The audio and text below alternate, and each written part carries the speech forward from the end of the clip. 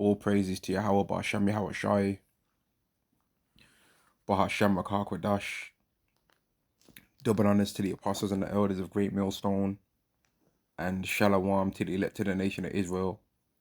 And this is going to be a video on how Yahweh is going to change the everyday routines, man. Like right now, the everyday routines of certain things goes a certain way, man. Like certain interactions always go the same way, but Yahweh is going to change the spirit of how things go, man, when he brings certain of his prophecies to come to pass, man. This is Ephesians chapter 6 and verse 12. For we wrestle not against flesh and blood, but against principalities, against powers, against the rulers of darkness of this world, against spiritual wickedness in high places. And sometimes, like, even in this world, man, Jakes are very docile in regards to these Edomites, right? But as things start going down the wire, some of these 2/3 are going to be going upside Esau's head, man. Just like how as things start going down to the wire to the point where we're getting closer and closer, Lord willing, to getting on them chariots, Esau's going to start going upside of Jake's head. Jacob's trouble, right? But Esau's going to also have to start having losses too, man, which that's one of the reasons why he's so proud in this world, that he don't really have any losses. He don't really ever get no hands put on him, man. But the hands of the heathen and the hands of the 2/3 of Israel, man, are going to be upon this Edomite, man. Right? Doesn't it say every hand of the laborer shall be upon him? They're going to be upon Esau, man. People are going to be all up in his grill, man, doing him over. Right? As things start going down to the wire, certain interactions, and it has to be, it has to be mentioned, certain things that women get away with. Like I was just watching I watched not even two, I've watched a couple in the last couple of days of body camera arrest videos featuring women. I was just like, man, like these women really don't understand how weak they are in comparison to a man. They actually don't get how weak they are. And every single time in all the body camera arrest videos, as soon as the officer put his hands on the women, they couldn't do anything. Right? They couldn't do anything. And then in some of the videos I saw, people was like, oh, this officer's weak. He couldn't even arrest a girl without backup. And I was thinking, man, yes, he could have. But he wasn't prepared to bust her head open. But he could have arrested her. If he could have put her in the handcuffs by himself if he wanted to. But he was trying to do it without hurting her. But when things start going down to the wire, the police officers ain't going to care about hurting the civilians. The police officers ain't going to care about hurting the citizens. They're going to be going strong on with it, man. And that's what these people don't understand. Like, no one's going to care. And that's what's going to lead, or that's going to be part of the thing that's going to lead to there being sedition among men. Because people are going to see the cops being strong arm. Right? 2nd Ezra chapter 15 and verse 14. Woe to the world and them that dwell therein. There's going to come hard times for these people down here, man. Like the certain ways that things go. Like there might start being certain times where people have a little road rage. Some woman sticks her middle finger up at some guy and he just follows her for half an hour. Now, some people would think, nah, that ain't happened. No, people he might have been about to go work on a morning rush hour or whatever. She swears at him and he just loses it. And he's like, man, nah, everything I've been going through right now in my life, the last couple of decades and all that, I lost my house, I lost that. And now I'm going to take it out on you. And he might just start following that woman, man. And then she'll be starting to remember when she was warned to humble down and didn't. And it scared the shit out of her, man. And now she's zigzagging through red lights and all that. These kind of things are going to be happening to some of these people, man. It says in the scriptures, don't worry how the wicked shall be punished and when, because every single way that the wicked can be punished, they're going to be. It says more inquire about how the righteous shall be saved, right? But every single way that the wicked can be punished, they're going to be punished, man. They're going to be. Verse 15, for the sword and the destruction draweth nigh. Different methods of these people perishing are getting ready to happen, man. So many different methods of these people perishing are going to happen. And some of these proud people that thought that they was better than other people because they owned a house. Oh, I own a house. Like, I'm better than everyone else. Well, some of you people are going to be getting your houses repossessed before all hell breaks loose, man. Some of you people are gonna be losing all of these things that you thought you had. Some of you people that thought that you was better than another guy because of the job you had, you're gonna lose that job before hell breaks loose, man. You're gonna lose that job before you get on them chariots. Some of you people that thought that you was hench in the gym, you might get a plague and you can't work out no more, man. You can't work out no more. You just start losing hella weight. Now you might think that can't happen. Oh, it can happen.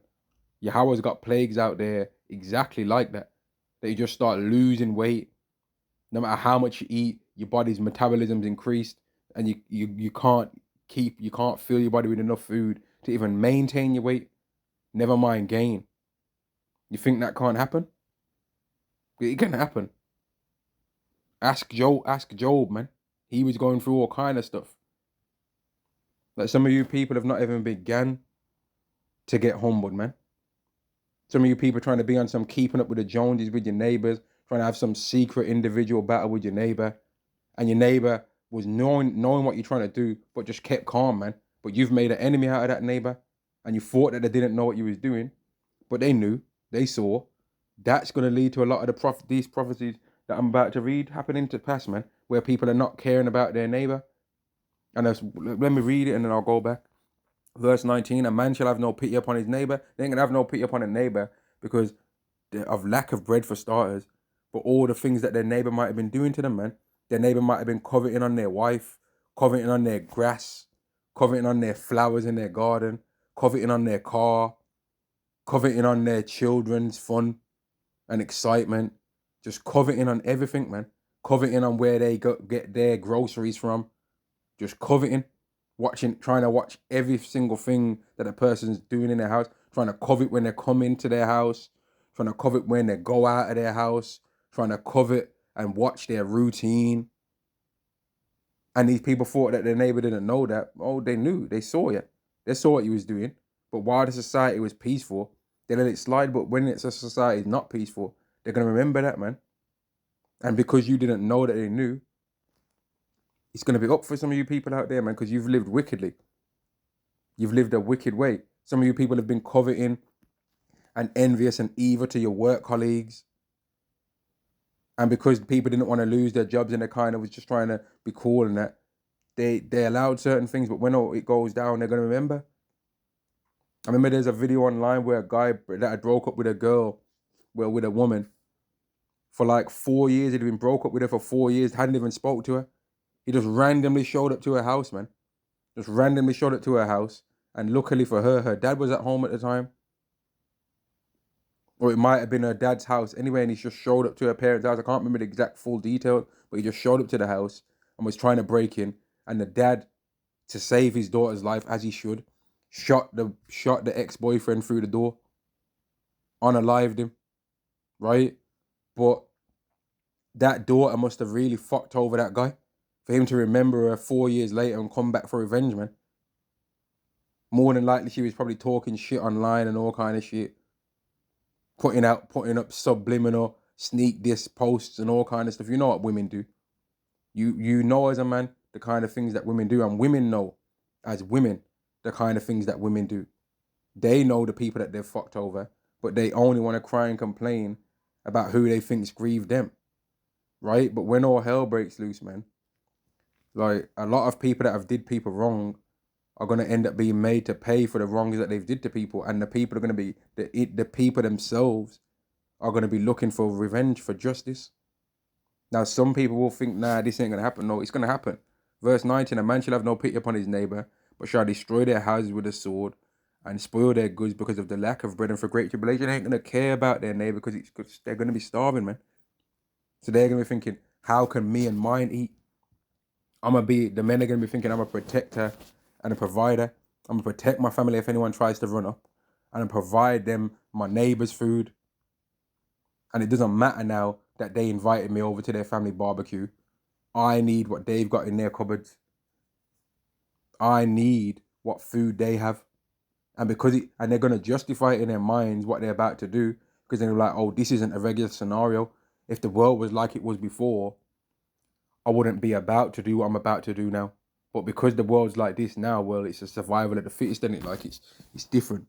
Because the world's like it is now.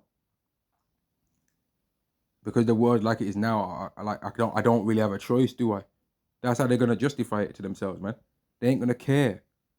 But some of you people in this world, you're such zombies that you don't even believe that people think like this. Never mind that people will actually do these things. You don't even think that people think like this. Like all these Edomites crying and complaining about how their life's so hard and how, oh, I can't find a job and I can't do this and I can't find that and I can't afford this and I can't afford that. We as Jakes, as Israelites, have been understanding that the world can be like that, man. That the world will just not give you a job. That the world will just hire you last and fire you first. That they'll be looking for excuses to not give you a job when you show up somewhere. That when you do get hired, they'll be looking for excuses to fire you. I've been in situations like that. Now, even certain Jakes probably haven't even been in situations like that. We as Jakes, we've been through situations where we've been unemployed for a time. So then we understand, okay, you've got a job now, but you could end up not having one. You could end up not having one. Now, if you don't believe that as a Jake, you obviously don't understand that you're under the curses. And the scriptures tell you to remember the times of good and the times of bad. So if you've been through a time of being unemployed and now you're employed, remember when you was unemployed. If you're in a current employment right now, remember that it's possible to be unemployed. If you've got a good amount of money in your bank account just stored up, remember that you can also be a time where you don't have money stored up, and that it only takes a few things taking place for that money to gradually decrease. It only takes a few things. Yahweh says that to us to have us not gassed and thinking that we're the shit because of some worldly exterior things outside of ourselves, outside of our own control. But for these Edomites, they're proud, man. And that's why they're crying and complaining, bawling about the world, about, oh, I can't manage this and I can't do that. But the thing is, right? The thing is, like, I don't understand why they thought that it was just going to always go well for them. Like, did they really had it in their mind that they was better than us? Huh? 2 Ezra chapter 15 and verse 15. For the sword and the destruction dwelleth nigh, and one people shall stand up to fight against another, and swords in hand. So people are going to be weaponing up, man. They're going to be tooling up. People are going to be tooling up, getting it shaking, getting it moving, man. They're going to be going upside each other's head. And they're not going to care. That's the thing. They're not going to care, man. They're not going to care. They're going to justify it in their mind. Verse 16, for there shall be sedition among men. People are not going to be caring what the government's got to say. Oh, people, ladies and gentlemen, we've pronounced the curfew at 9. They're going to say, fuck the curfew. If I want to be out at 9:01, I'm going to be out at 9:01. If I want to be out at 10:30, I'm going to be out at 10:30. And if you officers want to run up, this is how the people are going to be thinking. They're not going to care. And they're going to be, if certain officers or whatever, or law enforcement or whatever the people are going to be of that time, try and enforce the curfews and things like that, the neighborhoods are going to be rebelling against them, which is going to eventually lead to more strong arm tactics from those in power, man. They shall not regard their kings nor princes, and the course of their action shall stand in their power. Meaning, if you've got the ability to do what you want to do at that time, you're going to be able to do it. And because of it being like that in that time, a lot of women are not going to be getting their own way, because women are naturally weaker than men. And women have did a good job at trying to make it seem like a man's being a weakling if he uses his physical or he uses his skills to get his way, right? Which one of those things would be physicality? But then they'll try, oh, you're hitting a female, you're putting your hands on the feet. Listen, man, women be doing everything that they can do. That women, by saying that, are able to then use all their skills on men. And then the man's not allowed to use the one true advantage that he easily has over the woman, as he's able to just run her mouth, which that's a skill that women have over men, running their mouth. Just running their mouth, lying. Like women, when they're running their mouth and having an argument with men, you think they care about making sense? They don't care about logic and what's actually going on. They'll gaslight. Why did you do this? I didn't do that. You could have literally seen her, saw her do it. I didn't do that. Oh, I thought you meant this. Oh, Well, the reason why I did that is because I thought you meant they'll come up with all kind of BS foolishness, man. And if you don't believe that, well, hey, maybe what you was thought you was around a woman, you weren't. Women are like this. They're like that, man. Gaslight, lying, chatting shit, saying of trying to then blame you for why they might have fucked you over. Trying to blame you for why they didn't listen to you, or you must have not described, you must have not explained it properly. Or I thought you meant, no, they knew exactly what you meant, but they'll try and blame you. This is what women do, man, and that's the reason why King Solomon said what he said about women, that he finds them more bitter than death. Death is something that comes to everyone, right? It's guaranteed, but he finds women more, like, it was almost like he was saying that women are guaranteed to do some wickedness, man, which to a certain degree they have did foolishness, man. Like even Sarah in the scripture, she laughed when the angel told her, but then Abraham laughed as well. Hence the name Isaac, right? Yatazakak. He laughed, right? But anyway, verse 17. A man should desire to go into a city and should not be able. People are going to be wanting to try and go where they used to go, gallivant and all this. Nah, there ain't going to be no gallivanting nowhere, man. For because of their pride, the city shall be troubled. The houses shall be destroyed. The men shall be afraid. All that pride that you people are showing now, all that arrogance that you people are showing now, is going to be humbled, man. All you proud ass people out there, you're going to be humbled. Right? You thought that the world was just going to always keep going your way, and you're going to be shown, no, it's not. Actually, it's going to go this way. You thought it was going to go that way, but actually it's going this way. Verse 19 again, a man shall have no pity upon his neighbor, but shall destroy their houses with a sword and spoil their goods because of the lack of bread and for great tribulation. A lot of things are going to be going on. That's going to have you people shook, man. You are going to be terrified. The everyday routine of how things go ain't going to be going that way. Certain people that they be pushing in the queue. Like I remember in the lockdown, right? Like when everyone was trying to do that big shop before they closed everything down the next day, right? And I'm in the queue and like going into the store, and some couple in front of me were like pretending like they're not together, and then the guy tried to like go in front, push in front of me. I was just like, what are you doing? I wasn't accepting it. I was like, what are you doing? Like you ain't pushing in front of me. Like don't start losing your mind too quick. I told him, like, I just looked him in the eyes, like, what are you doing? And then he went behind me. But like when it goes down, people that's outside of people that believe in Yahweh Shem Shai like us, situations like that is going to lead to people being unalive, man. Just small things like that, where people are trying to still try that, thinking that everyone else is dumb and doesn't understand the seriousness of what's going on. People are going to be like in a situation where, like, just imagine, man, right? And we can imagine this anyway as Hebrew Israelites, but just imagine if that lockdown had still kept going now, up to now, how mad these people would have went, man. How much they would have lost their mind if they would have kept it going since 2020 all the way up to now. You imagine how much these people that have took that V would have been begged, like, screaming at us to try and take it, man. Imagine. Because these zombies already was trying to do that. But just imagine how they'd be going on, right? If we would have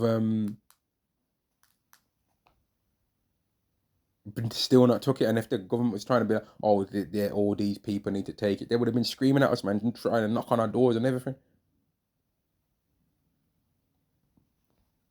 Like, people don't actually understand how things are going to get, man. They don't get it. The average person don't get it, man. Women don't get it. Because the reality that women have in this world compared to us is not the same. Edomites don't get it. Their inward thought is that their houses are going to stand forever. So even when you got these Edomites that, oh, I'm sorry for what my ancestors did and all of this, they don't really mean that.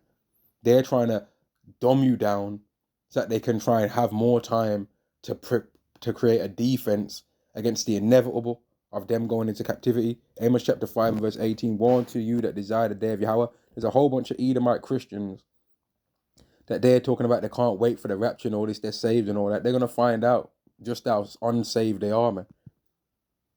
To what end is it for you? What is the day of the Lord mean for an Edomite? It means the end of your whole kingdom and the beginning of your 1,000-year captivity. That's what the day of the Lord means for Edomite. It means the beginning of your 1,000 years of captivity if you're a heathen as well. And it means the beginning of your life as an Israelite. You ain't lived before this. We ain't living now. We ain't living now. Or you got a woman and she's pretty and the ting round. She got a nice face. She got some big breasts and all that. All right. But is she a virgin though? Was she a virgin before she got with you? No. No, she weren't.